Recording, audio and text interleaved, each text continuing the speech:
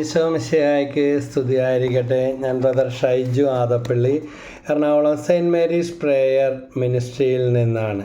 യോഹന്നാൻ്റെ സുവിശേഷം 13-ാം അധ്യായം 14-ാമത്തെ വാക്യം, നിങ്ങളുടെ ഗുരുവും കർത്താവുമായ ഞാൻ നിങ്ങളുടെ പാദങ്ങൾ കഴുകിയെങ്കിൽ നിങ്ങളും പരസ്പരം പാദങ്ങൾ കഴുകേണ്ടിയിരിക്കുന്നു.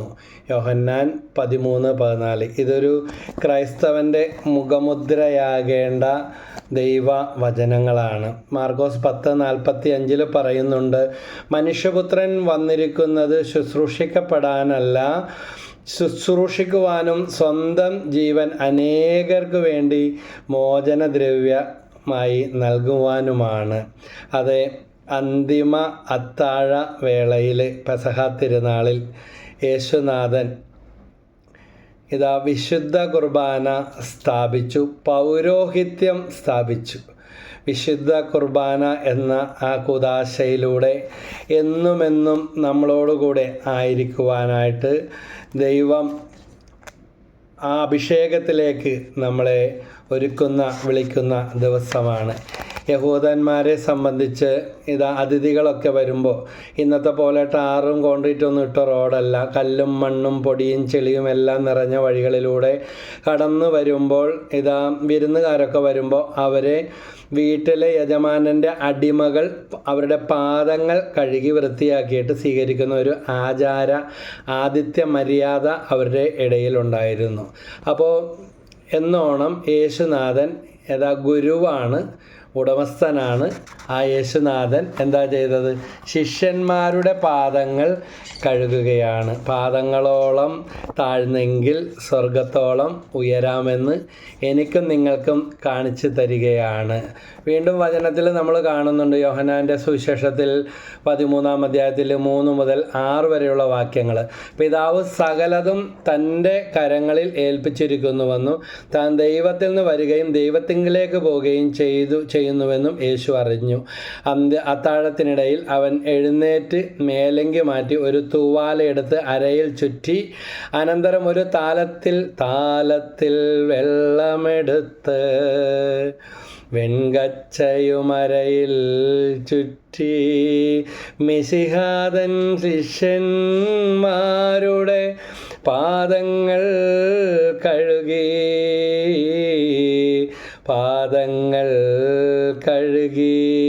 ഇങ്ങനെ കേട്ട് പതിഞ്ഞ എത്രയോ വരികൾ ഇതിനത്. അന്തിമ ഭോജനവേളയിലീശൻ പന്തിയിൽ നിന്നുമെഴുന്നേറ്റു, ജലകുംഭങ്ങളിലൊന്നുമെടുത്തു, കരുണാപൂരിതനാം അതെ കഴുകുകയായി ശ്ലീഹന്മാരുടെ പാദമദാന്തം മാതൃകയായി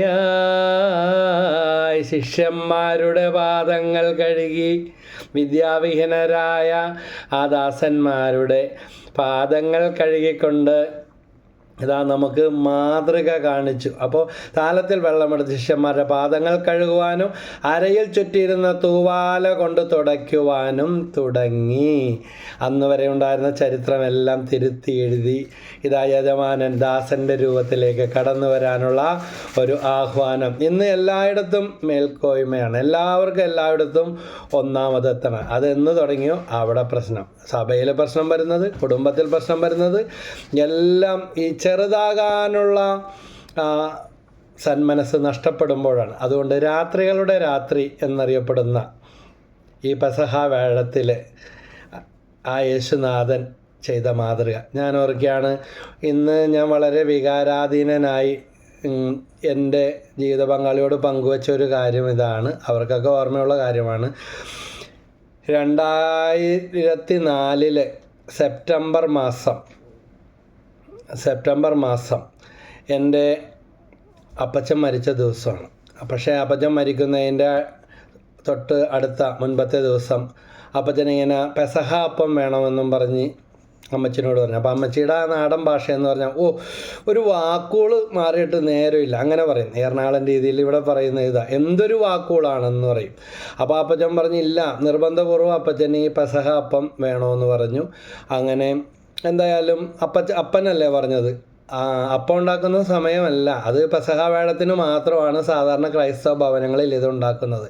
അങ്ങനെ അമ്മച്ചി അപ്പവും പാലും ഉണ്ടാക്കി കൊടുത്തു. പക്ഷേ പിറ്റേ ദിവസം അപ്പച്ചൻ്റെ മരണ ദിവസമായിരുന്നു. അതായത് തൻ്റെ മരണദിനത്തിൻ്റെ മുൻപത്തെ ദിവസം അപ്പന് ആ പെസഹാ ദിനത്തിൻ്റെ ഓർമ്മ, അന്ത്യ അത്താഴത്തിൻ്റെ ഓർമ്മ, ദൈവം മനസ്സിൽ നൽകിയ ആ ഒരു ചൈതന്യമായിരിക്കാം. അങ്ങനെ ആ ദിവസങ്ങളിലെല്ലാം ഇങ്ങനെയുള്ള ചില ഒരുക്കങ്ങളായിരുന്നു. മരണത്തെക്കുറിച്ചാണ് തലേ ദിവസത്തെ ശുശ്രൂഷയിൽ പ്രസംഗിച്ചത്. പിറ്റേന്ന് മകളുടെ വീട്ടിൽ കൂട്ടിക്കൊണ്ടുവരുന്ന ഗർഭിണിയായിരുന്ന മകളെ കൂട്ടിക്കൊണ്ടുവരുന്ന ചടങ്ങും വിളിക്കാനായിട്ട് പോയിട്ട് വരുന്ന വഴിയാണ് എൻ്റെ അപ്പനും അമ്മയും ആക്സിഡൻറ്റിൽപ്പെട്ട് അപ്പച്ചൻ അന്ന് തന്നെ മരിച്ചു. അമ്മ വർഷങ്ങളോളം വീണ്ടും ജീവിച്ചിരുന്നു. അമ്മച്ചി 63 വയസ്സ് വരെ ജീവിച്ചു. അപ്പോൾ നമ്മുടെ കുടുംബത്തിൻ്റെ കഥ പറയാനല്ല, ആ ഒരു വികാര നിർഭരമായ ആ ഒരു ദിവസം അപ്പച്ചൻ മരിച്ചു കഴിഞ്ഞപ്പോൾ അമ്മച്ചി ഇതെല്ലാം ഓരോന്നായിട്ട് പറയുമായിരുന്നു. ഈ ദിവസങ്ങളിൽ വിൽപ്പത്രം എഴുതി വെക്കലും പെസഹ അപ്പം ഉണ്ടാക്കിക്കലും എൻ്റെ തലയിൽ പിടിച്ച് അനുഗ്രഹിച്ച് എൻ്റെ വീടിൻ്റെ ഇപ്പോൾ താമസിക്കുന്ന വീടിൻ്റെ ആധാരവും പണി തീർന്നിട്ടുണ്ടായിരുന്നില്ല, വീടിൻ്റെ ആധാരവും ഒരു കുരിശും പ്രാർത്ഥിച്ച് വെഞ്ചരിച്ച്. അപ്പോൾ അമ്മ ചോദിച്ചു, ഇതൊക്കെ എന്തായി കാണിക്കുന്നത്, നിങ്ങളെവിടെ പോകാൻ പോണേ എന്ന് ചോദിച്ചു. അതൊന്നും നിങ്ങൾക്ക് ഇപ്പം മനസ്സിലാകില്ല, അടുത്ത ആഴ്ച മുതൽ എന്നോടൊപ്പം ശുശ്രൂഷയിൽ ഞാൻ ചെയ്തതുപോലെ അടുത്ത ആഴ്ച മുതൽ തലയിൽ കൈവച്ച് നീ പ്രാർത്ഥിക്കാനൊക്കെ അതെല്ലാം ചെയ്യാം. ഞാൻ പറഞ്ഞ് എൻ്റെ അടുത്ത് ആരും നിൽക്കത്തില്ല, കൊച്ചു പിള്ളേരെ പോലും കൊണ്ടുവരാൻ ആൾക്കാർക്ക് മടിയാണ്. കാരണം ഇതൊരു ട്രസ്റ്റാണ്. അതായത് പണ്ട് മുതലേ അപ്പച്ചൻ ഞാൻ ഓർഗൻ വായിക്കും, പാട്ട് പാടും, ഭജനം പ്രഘോഷിക്കും, തലയിൽ കൈവപ്പ് ശുശ്രൂഷ, ആ പ്രാർത്ഥനയൊക്കെ നടത്തുമ്പോൾ ഒത്തിരി അഭിഷേകം, ഒത്തിരി ഡെലിവറൻസ് അപ്പച്ചൻ്റെ ശുശ്രൂഷയിലുണ്ടായിരുന്നു.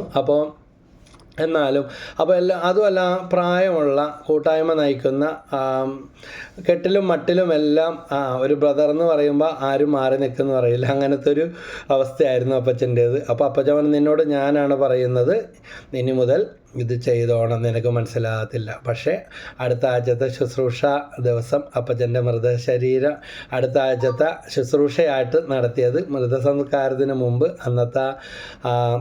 അന്ന് അപ്പച്ചൻ്റെ ശവം വെച്ച് ധ്യാനം നടത്തി എന്ന് പറയാനായിട്ട് പറ്റും. അപ്പം ഞാനിത് ഈ ദിവസം ആ വികാരനിർഭരമായ കാര്യങ്ങൾ ഓർക്കുകയായിരുന്നു. പെസഹ അപ്പം ഉണ്ടാക്കി ഭക്ഷിച്ചതും ആ ദിവസങ്ങളിലെ ഒരുക്കം. അപ്പോൾ മരണം എന്ന് പറഞ്ഞ ഒരു യാഥാർത്ഥ്യമാണ്.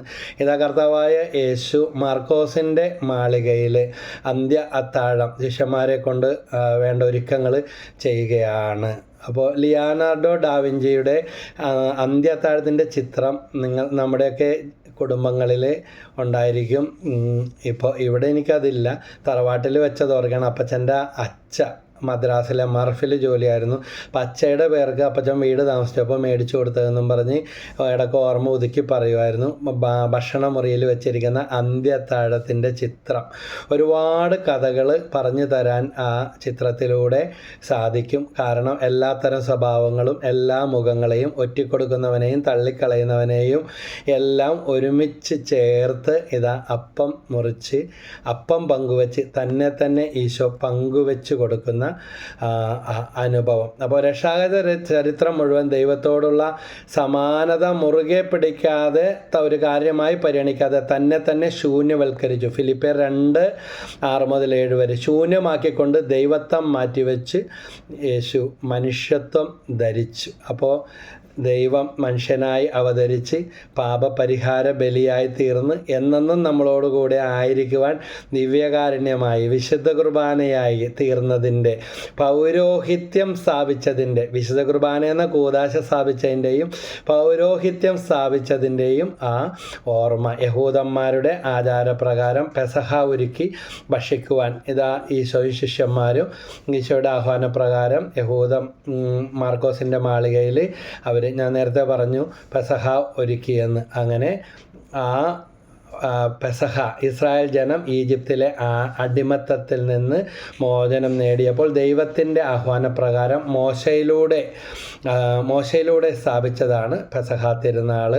ഇത് കുഞ്ഞാടിനെ കൊന്ന് പെസഹാപ്പമുണ്ടാക്കി കുഞ്ഞാടിൻ്റെ രക്തം കട്ടിളക്കാലുകളിൽ തളിച്ച് ആ രക്തമടയാളമായി ശത്രുവിൻ്റെ മേൽ വിധി നടത്തുകയും എന്നാൽ അതേ രക്തം ദൈവജനത്തിന് രക്ഷയുടെ മോചനത്തിൻ്റെ അടയാളമായി തീർന്നു. അങ്ങനെ ഇതാ ഇന്ന് ദൈവം this is my body broken for you, this is my blood given for you എന്ന് പറഞ്ഞ് നിത്യമായ ആ ഉടമ്പടി സ്ഥാപിച്ച് വിശുദ്ധ കുർബാനയിലൂടെ ഏത് മഹാപാപിക്കും മോചനം നേടാൻ, പരിഹാരം ചെയ്യാൻ, പ്രാർത്ഥിക്കാൻ, ദൈവത്തിന് കൃതജ്ഞത അർപ്പിക്കാനെല്ലാം ദൈവം തിരഞ്ഞെടുത്ത ഈ ദിവസം എല്ലാ പുരോഹിതർക്കും പൗരോഹിത്യം സ്ഥാപിച്ച ഈശോ സ്ഥാപിച്ച ഈ ദിവസത്തിൻ്റെ എല്ലാ മംഗളങ്ങളും നേരുന്നതോടൊപ്പം തന്നെ അനുദിനം മുടങ്ങാതെ നമ്മെ കാത്തിരിക്കുന്ന ഈശോയെ ദിവ്യകാരുണ്യത്തിൽ വിശുദ്ധ കുർബാനയിൽ നമുക്കും കണ്ടെത്താം, അനുഭവിക്കാം, ആ ഈശോയോടൊപ്പം ജീവിക്കാം. അതിനുവേണ്ട കൃപ ദൈവം എല്ലാവർക്കും പ്രദാനം ചെയ്യട്ടെ.